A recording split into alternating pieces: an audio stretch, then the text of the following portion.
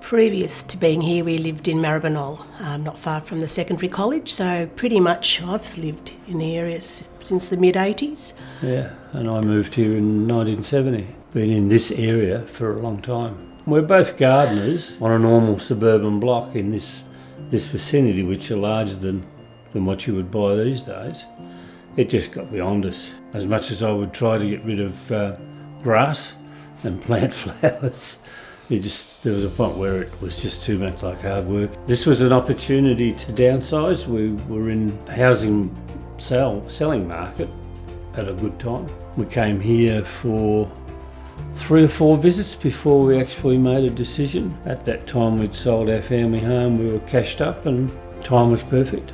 Just thinking that's a possibility, it's in the area, didn't want to go further out. And that was looking at other little 3 units on a block somewhere, those sorts of things. Eventually we kind of decided there was so much more to offer here, particularly the sense of community and the chance to join in different functions and activities. That sort of was probably one of the main selling points as well, and the security. The unit we've got here is a 3-bedroom one, or 1 bedroom and 2 offices at the moment, and the ceilings are high, and it's a bonus because it does give that big impression of space. And what we like about it, because we're on the corner, we've got a large courtyard out the back and a little walkway down the side of the house, so lots of room for plants and pots and things like that, which we sort of brought with us and sort of somehow keep gaining more.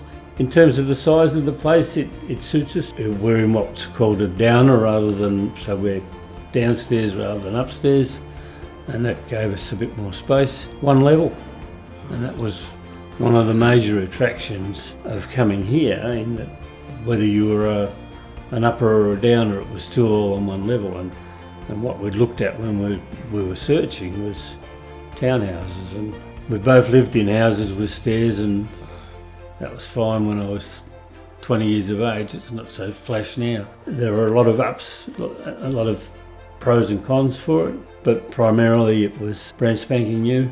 I used the bowling green. I have a workshop which is only just recently opened, and that's a place I'll use on a regular basis.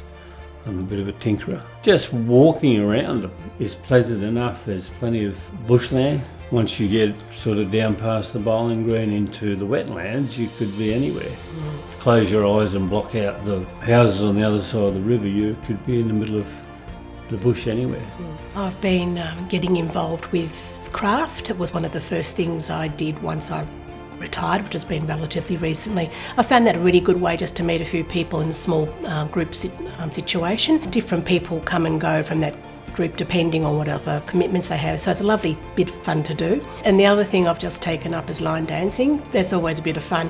Gives us a bit of a workout. The legs are a bit sore the next day, and that's good. Once a month there's a ladies group that have afternoon tea and guest speakers and other things. That's been very interesting and well worthwhile to go into. And apart from that, there's been a few pizza and trivia nights or barbecues and things like that. Got involved with so much to do.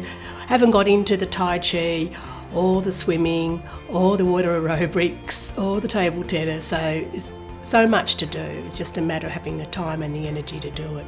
And the thing is, you can do as much as you want or as little as you want, depending on how you're feeling and what's going on.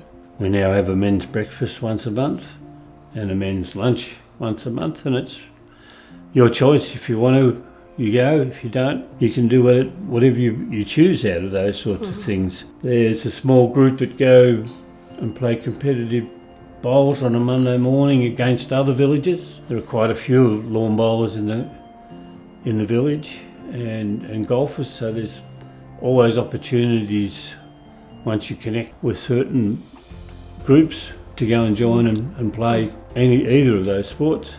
They've started a bocce group.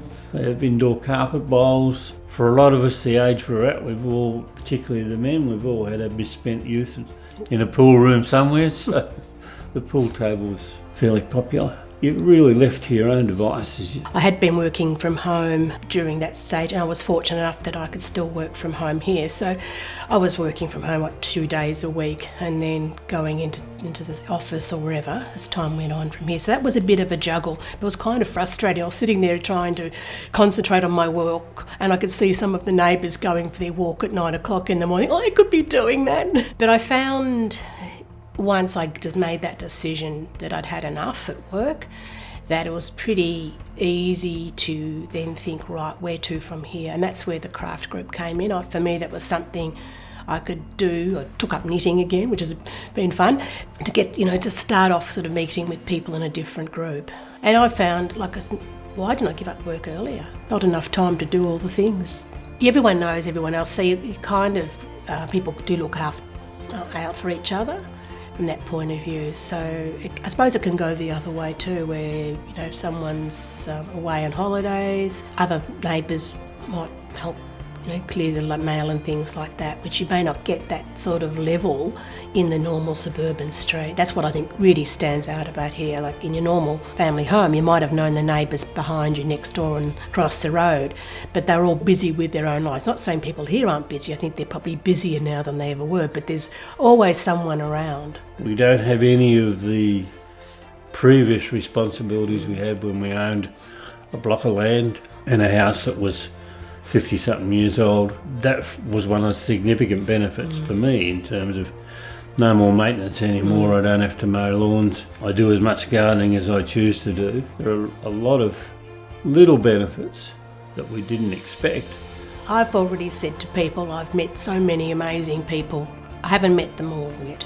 So that's going to be the challenge, to meet the others and hear their stories. There's such a good mix of people. That's what's really good about here. Once you get to know a few people, often you get other invitations to go out for lunch or go to the pictures or something like that. So you kind of think, hey, look, it's Monday and I've been to the pictures twice. This year's more times than I've been for the last 2 decades. It's good.